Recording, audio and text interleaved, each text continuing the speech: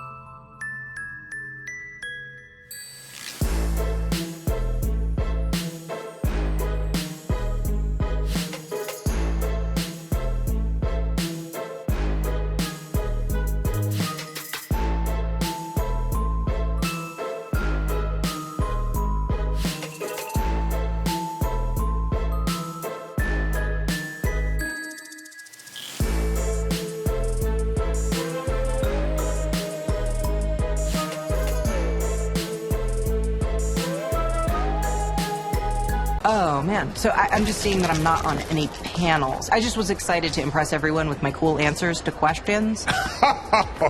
And you think people are waking up only in New York City? You're mistaken. Look at this clip of a wine mom at the No Kings March. Play the clip. Whatever his name was? Charlie Kirk, ma'am? Yeah, him is horrible.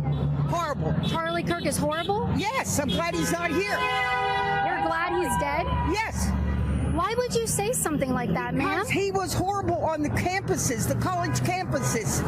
Horrible person. You know what? I do the exact same thing. Well, would you be glad if I would die? Maybe. I'd have to think about it. You should be ashamed of yourself. Be ashamed of yourself. Your friend just said she'd be happy if I died. I think we need to... So listen up, Democratic establishment.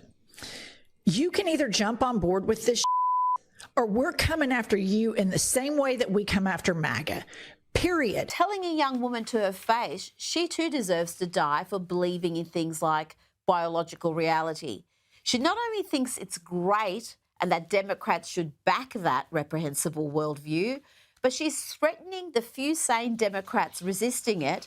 She said, if you don't get on board, we'll come after you the way we come after MAGA. Now, reminder, this hideous woman can be seen on MSNBC. I played one of her clips from MSNBC just last week.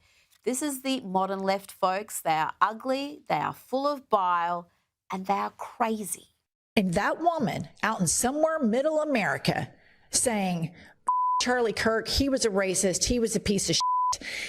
There are so many more of us than there are of them. And you are sitting on the sidelines, running your social media like complete dorks. It's embarrassing. Get your together. She's like a fucking demon.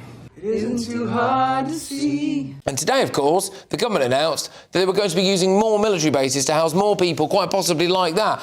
But believe it or not, it gets worse.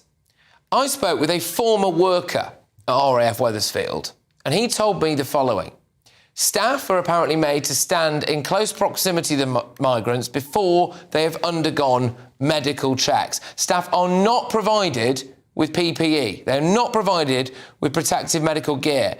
They fear being exposed to various diseases like TB or scabies. Migrants have 3 all-you-can-eat buffets every single day, but staff are not allowed to eat food from the buffet.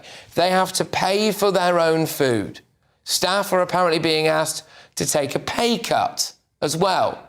They regularly have to break up fights between warring factions of migrants, normally over access to the games room. These illegal migrants are then given free buses to Colchester, Braintree and Chelmsford every single day. Some migrants are also allegedly exposing their genitals to female cleaning staff when they're in the shower area. Some migrants also are defecating on the floor instead of using the toilet. Now, if you don't believe me, there is a picture here to prove it. And I'm sorry about this, it is quite graphic, but unfortunately, you know, this is the reality, isn't it? So here we go. Let's have a look at it. There you are. They just defecate on the floor and they expect staff at RAF Wethersfield to just pick that up for them. That is human faeces on the floor. Now, I've got these quotes from a former worker about what they claim the conditions are like at that site. They say to me, "We're not safe here. We are at risk of catching diseases. We don't know if the people here are terrorists or relatives of Taliban commanders. I am being asked to feed my family on just over £2,000 a month, but I have to sit here and watch these migrants stuff their faces at all-you-can-eat buffets 3 times a day, while the private company who runs the site makes massive profits.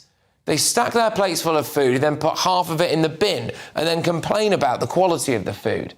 I have to bring my own dinner in. We're not allowed to eat anything from the buffet, even though it all goes to waste. They leave filth everywhere, they don't flush the toilets, they lie about their age, they say that their birthday is January the 1st.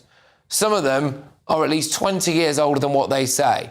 They're allowed holidays to visit friends or family in places like London and Manchester, and we're not always sure whether or not they come back. They get free phones, a gym, whatever toiletries they want. If they want to leave at 2 a.m. to go for a walk, we have to let them out because, quote, this is not a prison.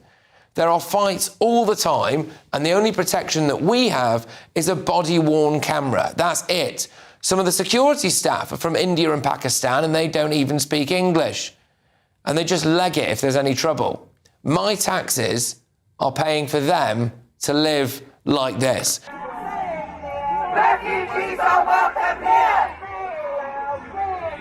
Refugees are welcome here!